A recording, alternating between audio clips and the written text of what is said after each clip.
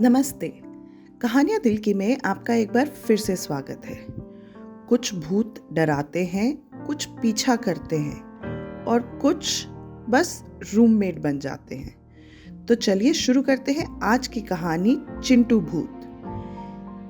चिंटू एक दोस्ताना भूत था जो नुकसान से ज्यादा काम बिगाड़ता था। जब रोहन दिल्ली में कॉलेज के लिए आया तो उसकी सिर्फ 3 ख्वाहिशें थीं। मैगी खाकर गुजारा करना, एग्जाम पास करना और अजीब रूममेट से बचना।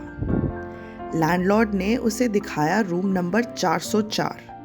शांत, बड़ा और सबसे हैरानी की बात बहुत ही सस्ता। ये इतना सस्ता क्यों है? रोहन ने पूछा। लैंडलॉर्ड ने हल्की सी मुस्कान दी और कहा, बस रात को 12 बजे के बाद किसी से बात मत करना।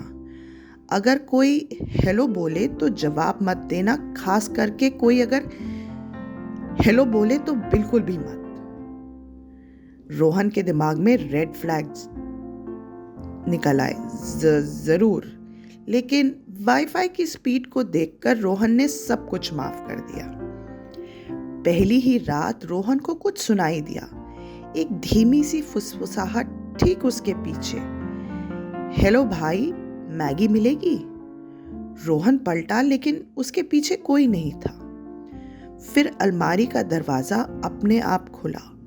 एक मैगी का पैकेट हवा में तैरने लगा। गैस स्टोव ने खुद ब खुद आग जल गई। पानी उबलने लगा और तभी आया चिंटू। एक पारदर्शी लड़का, कॉलेज की हुडी पहने, जमीन से 2 फीट ऊपर तैरता हुआ और 2009 की स्टाइल में जेल लगे बालों के साथ। हाय, मैं चिंटू हूँ। इसी कमरे में मरा था, पर तुम चिंता मत करो, मैं बहुत कूल हूँ।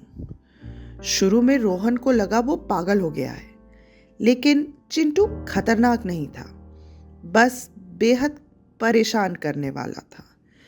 चिंटू की शरारतें नुकसान देने वाली नहीं थी, पर कुछ अजीब सी थी, जैसे सुबह 4 बजे का अलार्म बजाना ताकि रोहन अच्छे से पढ़ सके। रोहन की क्रश को मैसेज भेजना, मैं तुम्हें और समोसों को एक साथ सपने में देख रहा हूँ, या नोट्स को भावनात्मक महत्व के हिसाब से रीअरेंज करना। इन पन्नों से आंसू निकल रहे थे, पहले इनको पढ़ लो प्लीज। लैपटॉप में भूत या आशीर्वाद डाल देने की कोशिश करना, जिसका एक साथ 17 क्रोम टैब खुल जाते थे।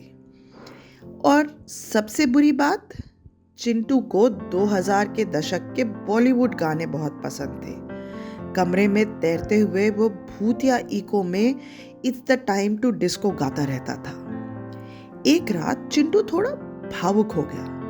उसने कहा उसे अपनी कॉलेज क्रश बबली की याद आ रही है।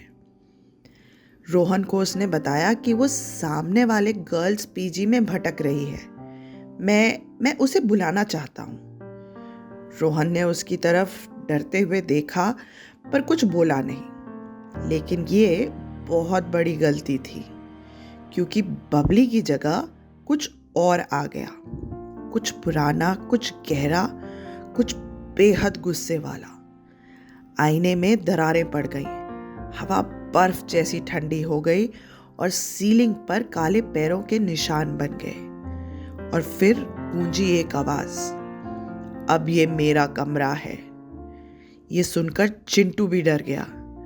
भाई, ये बबली नहीं है, ये बिल्कुल भी बबली नहीं है।